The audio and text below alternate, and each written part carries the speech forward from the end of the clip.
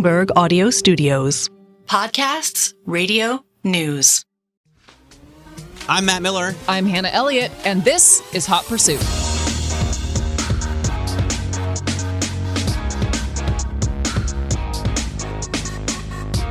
Thanks so much for joining us again on another episode of Hot Pursuit.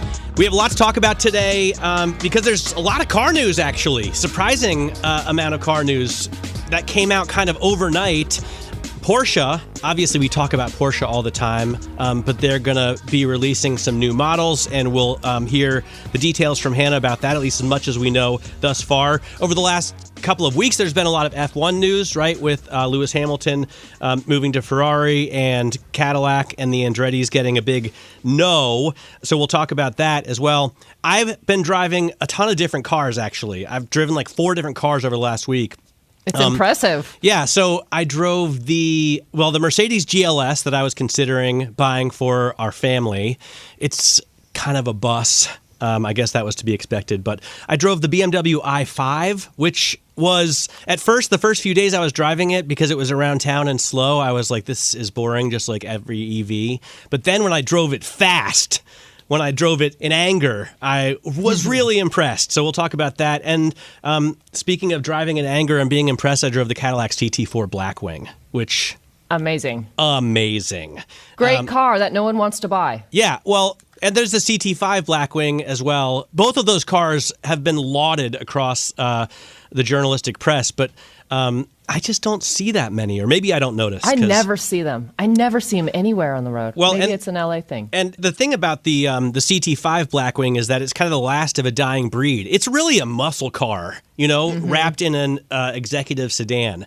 And we have a great guest today to talk about all these things and more, but I am going to look forward to his comments on muscle cars especially. Hannah, who are we going to talk to? This is Mike Spagnola, the president and CEO of SEMA. We have mentioned the SEMA show, the infamous SEMA show in Vegas, multiple times on this podcast. And now we have the top dog who's running the whole thing with us. Mike's been in the business for over 40 years. He's worked for SEMA since 2013, and he's been president and CEO since 2022. So this guy knows what he's talking about.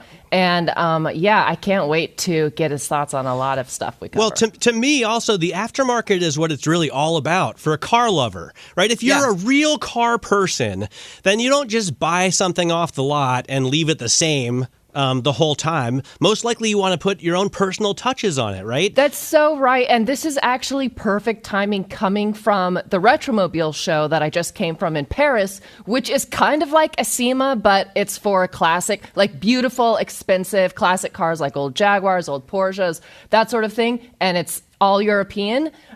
So we saw SEMA in Paris-ish, and now we're going to see the real SEMA, the Vegas SEMA. So this is actually a perfect pivot coming off of the aftermarket Retromobile show. All right, well, let's bring Mike in right now. He's just sat down and gotten mic'd up and ready to join us.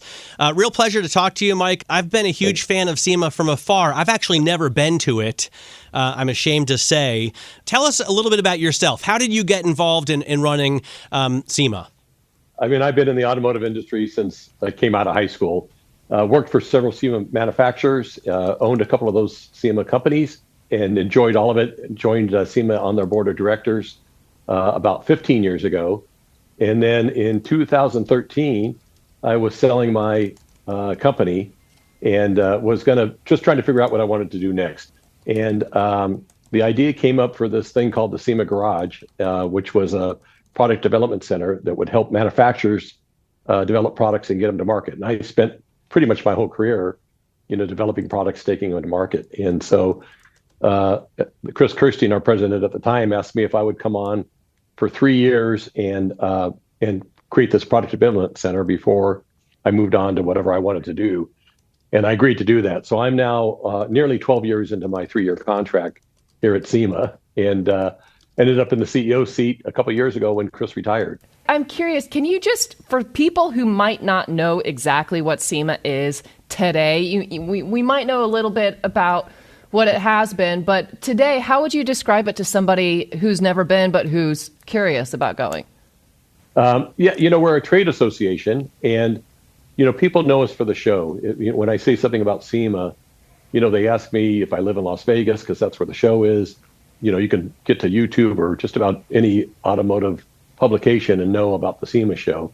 But I talk a little bit about what we do the other 360 days a year, and we do a lot. So we're a trade association. We help small to large manufacturers with their businesses to make sure that they can stay in business, to make sure that we help them with tools and services to help them grow and prosper, both on the retailer side, small mom and pop retailers all the way up to the large chains, and then small mom and pop widget makers for performance and aftermarket parts all the way up to Ford Motor Company. So it's a really great mix of enthusiasts and entrepreneurs and people that own these businesses that make whatever widget aftermarket part you can think of. We help them with their businesses. We help them through advocacy in government affairs. We have the SEMA Garage where we have these product development centers. Yeah, I definitely want to with education. I definitely want to talk about. I want to talk about those garages for sure, and also about your efforts to, I guess, defend the freedom of car lovers in America. Yep. But I do want to get. Oh, what does that mean? We definitely got to find out what that means. I do want to get the details on the show because that is, what everybody thinks about, and that's where all these incredible releases come out. You see these really cool one-off cars that manufacturers are making, or aftermarket parts manufacturers are putting out. And what is it every year in November? How long is it? How many people go? Tell us about the show because that's really what I think a lot of people know it for. Yeah, so it's the hardest car show that everybody wants to go to that they can't get to because it's a business to business only show. We get about 160,000 people over a 4-day period, usually the first week of November. And it is just this gathering of all these manufacturers and buyers that come together to do business. So including the OEs, Ford Motor Company shows up and General Motors and Stellantis, they all show up. Toyota had a huge booth this last year to show off not only their vehicles, but their aftermarket products, their accessories, those sorts of things. And so you get the OEs, you get small and large widget manufacturers, you get all the buyers from across the world, 80 different countries that show up. And then you get some of the best built cars. We do this SEMA Battle of the Builders that we started 10 years ago now. The best builders in the world come and build just these incredible hot rods and muscle cars and different vehicles. And it's amazing to watch, every year when I think that builds just can't get better, they just outdo themselves.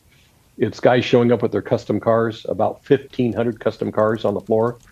The show takes over 3 million square feet. It takes over all of Las Vegas. Last year, we were the largest trade show in America, largest automotive trade show, wow. Largest in Las Vegas. Wow. And these builds are $1 million builds. People spend years sometimes building something specifically for the SEMA show. They do. And some of these builds that Chip Foose do and the Ring Brothers and some of the other guys that come in with these builds are just incredible. I mean, it's Formula One technology in some of these builds. So and then, of course, all these manufacturers show up with different new products. I mean, that is really where you're launching your newest product. So tell us a little bit about that. You mentioned new products. Obviously, we talk so much about EVs on this show. They're front of mind for everyone. Do electric vehicles have a part in the show? Are they relevant? Are they part of it? And what does it mean going forward for SEMA? I mean, a lot of these guys, you think they're dealing with, V8 and V12 engines. What does it mean for the future of SEMA, I guess is what I'm trying to say. Yeah, good question. And we are evolving in that and looking at that every year. A couple points. There's the EV conversion market has really started to blossom. So taking a 69 Camaro, making it into an EV. And it used to be that you found a crashed Tesla and you pulled all the guts out of that crashed Tesla, and then you put it into the 69 Camaro. Some would say that's heresy. Others would say it's pretty cool. And the younger generation, they're the outlaw hot rodders, right? These EV conversions. So that's going on. But what's really exciting about that, this year we highlighted over 40 manufacturers of components. So now you're seeing battery packs come out, you're seeing motors come out, you're seeing all the controls come out, all the different components needed to convert a ICE engine vehicle into EV. So that for sure is a burgeoning market, and we see that continuing to grow. There's obviously still accessories you can do to an EV. I mean, take the Ford Lightning. Other than powertrain, you still need running boards and you still need bed accessories, and you can still do all the things. You can still lift them. You can still put bigger tires and wheels on them.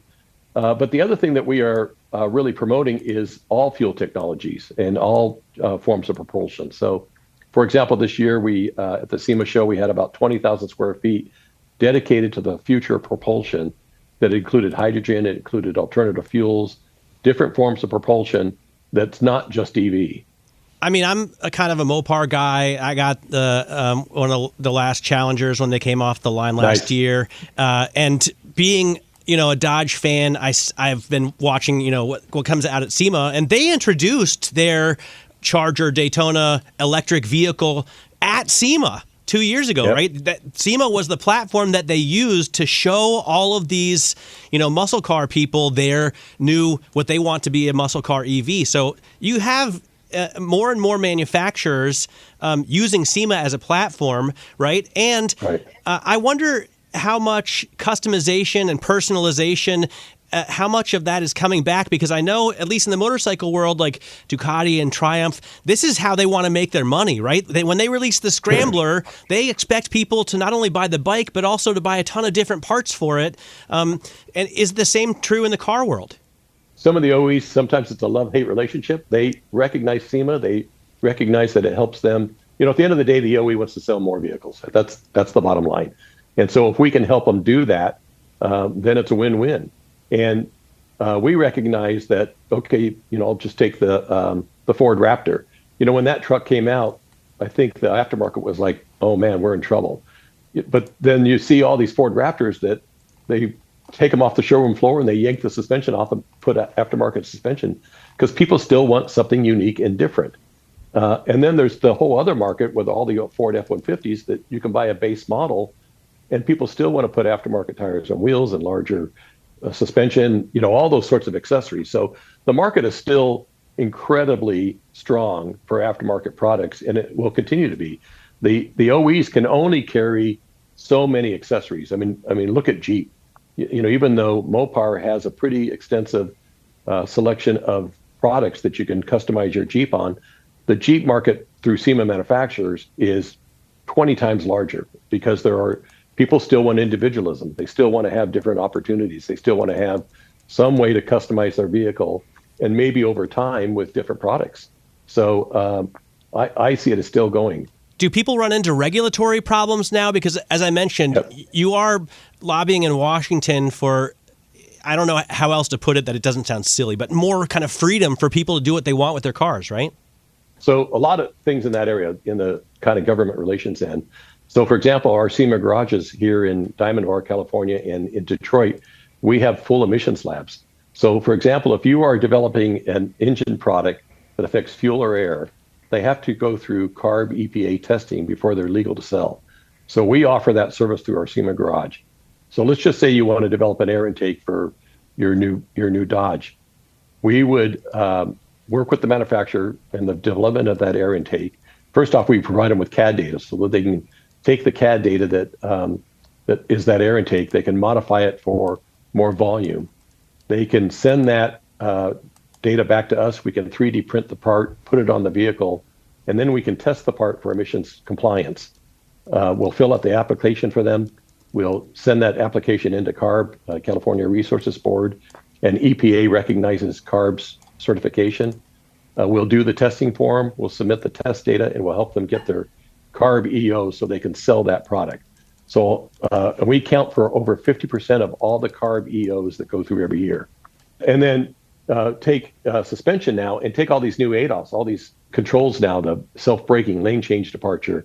In our Detroit garage, we have the only ADAS center in the US that looks at those sort of things and says, okay, what happens when you modify the vehicle? Can you give us a little update on, SEMA's efforts to push back some of the EPA's proposed emission rules in California? I know you work on that, and I'm just really curious if the automakers love you guys for doing that, or if they hate you because you're moving the target and it's tough to plan when you move a target. Just give us a little lay of the land on how that's going. Sure. Well, I guess at the end of the day, the consumer decides. I mean, you're seeing that now. We're seeing that EV sales are slowing down some and that the consumer is not ready, even though the government is trying to force, here in California by 2026, I think 33% of the vehicles sold have to be EV. And by 2033, 100% of vehicles sold have to be EV. And so we are saying that, first off, that the government shouldn't put their thumb on the scale and that they shouldn't decide that it's EV and EV only, and that they should continue to allow innovation to move forward. And that innovation comes in the form of several things. Again, hydrogen, synthetic fuels, biofuels, and the government shouldn't stifle that sort of technology and continuing to allow that technology to go forward. And they shouldn't pick winners and losers. It shouldn't be EV and EV only. And so we are taking that message to the streets, to the consumer. You're even seeing, GM has now come out and said that they see hybrid as a future. Of course, Toyota's been on that bandwagon for a while. Ford is moving in that direction. The consumer, again, at the end of the day, is going to decide, and the consumer is not ready for EV and EV only. And that's why you see so many Montana-plated cars in California. Yeah. It's great car culture in Montana. Yeah, I might know a person in the same room that has one or two of those. Wow. So it sounds like your whole thing is, look, EVs are great. You're not against electric vehicles, but you believe they're not the only solution. Yeah, that's correct. They are part of our future. They are part of the answer. They're not the only answer. And even that the technology still has a ways to go, right? I mean, we're seeing problems in cold areas when things have to charge. We don't have the infrastructure yet. They're still working on range. Environmentally, there's a lot of controversy as to really how clean they are because of mining and, the materials needed and where those materials will come from. And so, we believe that should all play out, and there shouldn't be a hardline deadline that says this is when it has to happen by. They're not going to make it anyway. I mean, we have to face the fact that we're not going to be ready by 2026 to have that sort of infrastructure and those sort of sales happen. And there's a lot of work being done in hydrogen, again, and some of these other fuels that is really promising, let alone the economic impact. I mean, if you shut down internal combustion engine manufacturing and the aftermarket that goes with it, the economic impact on the U.S. would be incredible. How do you respond to people who just would say, "Oh, well, SEMA's anti-environmental"? These are just guys out at Moab, Sure, tearing up natural habitat and that sort of thing. It would be easy to say that looking at some of these policies. I've received a few of those emails. Yeah, so, I'm sure you have. Yeah. Look, again, for example, our SEMA garages do this emissions work to make sure that products that are going out on the marketplace pass the EPA and CARB emissions. We work closely with CARB and EPA. We meet with them regularly. We run those emissions labs at a loss. I mean, we make our money through the trade show and through dues, which we reinvest into our members' businesses. And I've got 22 people just in the garages, just in the lab section, that just do this compliance work every day for our manufacturers to make sure that they're compliant on emissions. And then when it comes to all the off-road, we work closely with all the off-road communities to talk about leaving the land in the same place, to make sure that it's clean, to make sure that safe and areas are open to continue off-roading, because it does bring quite a bit to the economy, and it is still an area where people should have the freedom to go off-roading and camping and do their thing. It's no different than any other sport. I'd love to come out and see those garages at some point, Mike, and I definitely want to come to the show. Actually starts on my birthday this year, November 5th, so I'm really looking forward to it. Thank you so much for joining us. Really appreciate having you on the podcast. Thanks.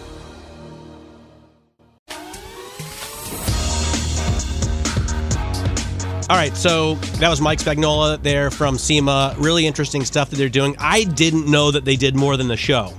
I knew they were obviously an organization, but I had no idea the extent of their lobbying, and it does seem like that is actually the bulk of their work. Right, and to me, the garages sound fascinating too. I'd love to get in those and see the products that they're making.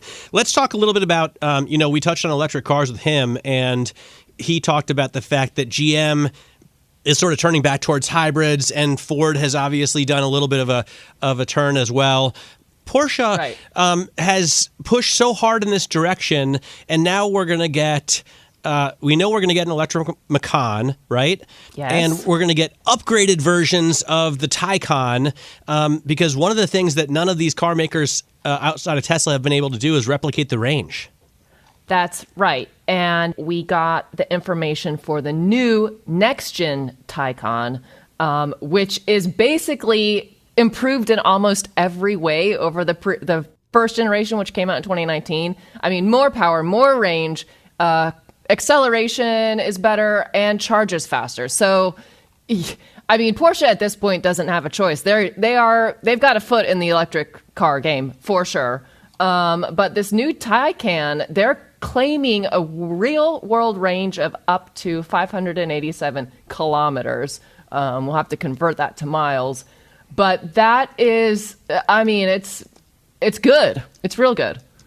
Let's see. I'm just Googling that, and I should know 365 miles. Okay. It's massive range. And this is like the problem that that Porsche had, that Audi had, that most car makers have had when going up against Tesla is they couldn't do that range. Okay, GM has cracked that nut by putting gigantic batteries in their trucks. But I always thought it was weird that they didn't, from the get-go, just go and hire a bunch of engineers from Tesla to be able to beat them at their own range game. Whenever I read the Bloomberg intelligence analysis, they say, okay, as they're adding more EVs into the line, like possibly the hybrid 911, the 718 Boxster, the electric Macan, the ones that we just mentioned, that'll let them keep their margins close to 20%, which is pretty darn good. And that's where they have to play. I mean, that's their only choice. Hang on, hybrid 911, you just said. And I know that they're going to launch at least like a facelift of the 911 this year, right? Or at least that's what I've heard. Is it going to have hybrid power? Is there going to be like just a 48-volt system? They can still have a purist product, right? They have like 26 different models of the 911. Of course. So they could have one that has a mild hybrid powertrain, and they could have one that's naturally aspirated flat six. Well, you're right. And I have to say, listening to Mike, it reminded me, of course, Porsche's got this VW has this e-fuels thing going too. We talked about that when I drove Edith, the record-breaking 911. She ran on e-fuels as well, which is basically synthetic fuel that uses an internal combustion engine. That's still on the drawing board. It's still a possibility in terms of finding ways to stop using traditional gasoline. So. Well, you know, Formula One wants to do sustainable fuel, move to 100% sustainable fuel as well. I think not until 2030, but there was a ton of F1 news over the past couple of weeks. Oh, really? I must have missed it. I was in Paris. Did everyone talk about it at Retromobile? Everybody. I mean, imagine being very close to Italy. I mean, France, and it was unbelievable. Everybody was talking about the stock price, Ferrari's stock price jumping almost 12% overnight with one personnel change. I mean, it was everybody between puffs of cigarette smoke and winking. They were just mentioning Lewis Hamilton over and over. And I think, honestly, everybody's very excited. Yeah. I mean, this is like, well, Mark in motorcycles, Mark Marquez, he's going to race for a Ducati team for Gresini, which drives Ducatis. He's like the star, like the best driver there is at least until his injuries. And Ducati is the winningest manufacturer right now. So this is kind of like that. Although Ferrari hasn't been on top, like people want to see Ferrari come back, right? Well, so you had this superstar coming. I know this sounds insane, but they kind of need each other. Because Ferrari, let's be honest, hasn't won since 2008. Right, so I guess it's more like Rossi, when Rossi went to Ducati. Yeah, and Hamilton hasn't been on the podium, let's be honest. And, Ferrari's got a lot of money. He's reported to get $100 million in this contract. And he brings with him not only his sponsorships, but also the foundation that he started, his investment holdings that he has. He brings so much with him. It's like the two, Ferrari and Hamilton, really are iconic brands, But in a way, they both kind of need each other because neither has been winning. I thought they would be adding more and more teams, right? Is Audi going to Formula One or some member of the Volkswagen stable? And we just heard that Cadillac is not. Yeah, this is another really interesting scenario because they had kind of gotten a provisional green light last year to join with Cadillac as their partner. And so from what I read, it sounds like F1 doesn't think Andretti Racing brings anything to the series. That's crazy. Because I guess I'm just showing my age, but when you say Hamilton is iconic, for me, someone like Mario Andretti is iconic, right?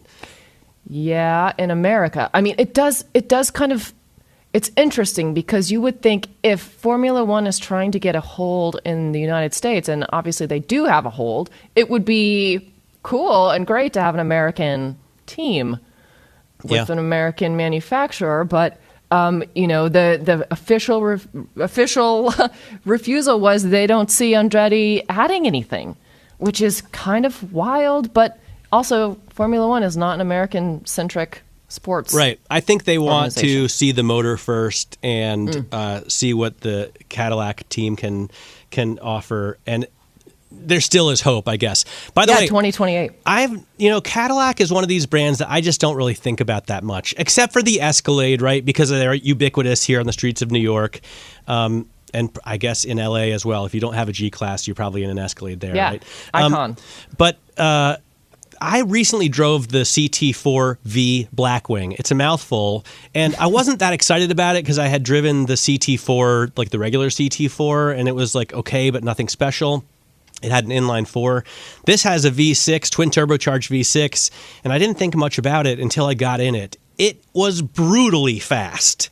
I mean, really impressive. And not just that, but elegant in terms of at least the interior styling. The seats were very comfortable. The leather was nice. And the thing handled like I couldn't believe like it was on rails. It was just an eye-opening experience for someone who I normally don't really like six-cylinder engines unless they're in a straight line, right? It was a revelation, and it made me think about I need to get the CT5V Blackwing and drive that because that's more my style, a supercharged V8 rear-wheel drive. It's in manual. And so I called up Cadillac to say, hey, let me have one of these cars. And what's the deal with this Blackwing series?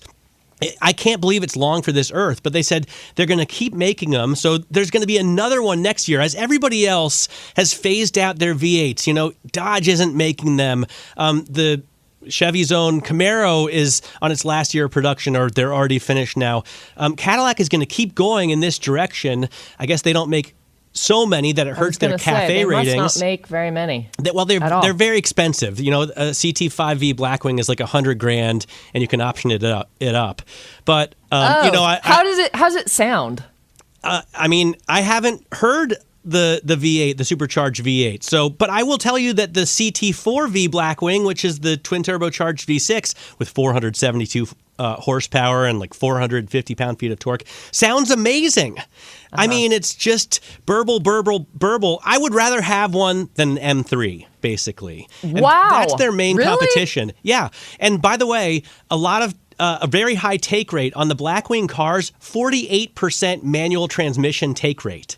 And you can't find another manual V8 sedan in production in the world. In fact, the only other any kind of V8 that you can get with a manual transmission, I think right now, is the Mustang. There's no other V8 you can get with a manual. That's wild. I didn't know that. That's almost half. I mean, I don't even think... I'd be curious what like Subaru has with their manual. Like, I'm trying to... Well, what about the 911? I mean, it's nowhere near that high. Yeah, exactly. No, it's nowhere near that high. Yeah. Oh, that is interesting. By the way, what kind of response did you get in your family SUV search? Give us an update. I got a lot of responses, and thanks for all of those, by the way. No, guys. I appreciate everybody's email. What's the address again? The address is hotpursuit@bloomberg.net. hotpursuit@bloomberg.net. Yeah, so a lot of people wrote in. Remember, I was trying to decide between a Mercedes GLS and a Range Rover long wheelbase. Both of them used. I had a $50,000 cap from the wife. And so some people were writing in saying, hey, I got a GLS. One guy wrote in from Colorado and said, I love how it handles in the mountains. You know, obviously it's a family hauler, but he was surprised by its handling abilities. And somebody else wrote in and said, you know, I've had Mercs in the past, but I just got a Range Rover, and it's really something special. The Merc isn't really something special that you're going to really look forward to driving.